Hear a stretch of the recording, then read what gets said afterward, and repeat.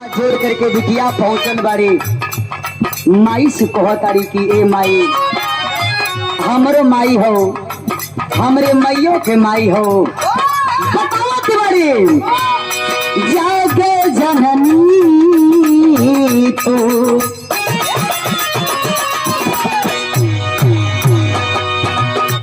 सुख करनी तू दुख हरनी।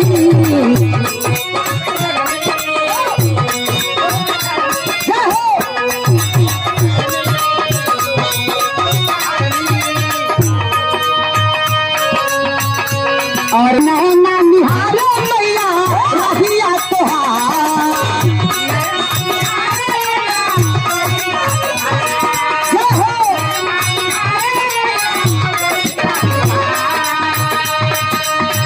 नैना निहारो मैया रहिया तोहार। आजा हंसवा के होके मैया सवार, आजा हंसवा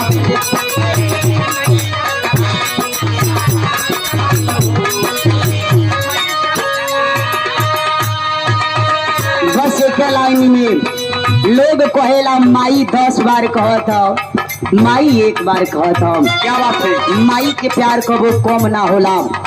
यही ना तो ये माई कौना घर से कौना खानदान से गाइले कहतड़े करिले बंदन अभी नंदन माता रानी, करिले हम बंदन अभी नंदन माता रानी। सब दिन रखिया सूरज कभी के पाग पानी,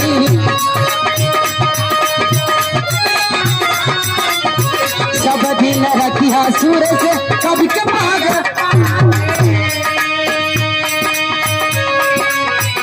हो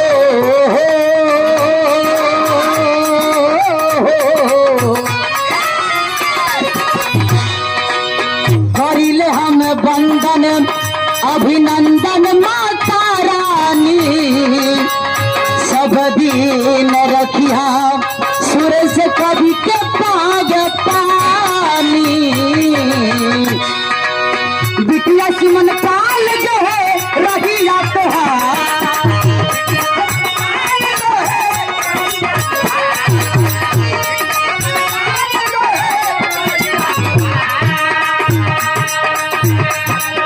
बिटिया सिमन पाल जो है अरे रहिया तोहार। आजा हंसवा पे होके मैया सवार, आजा हंसवा पे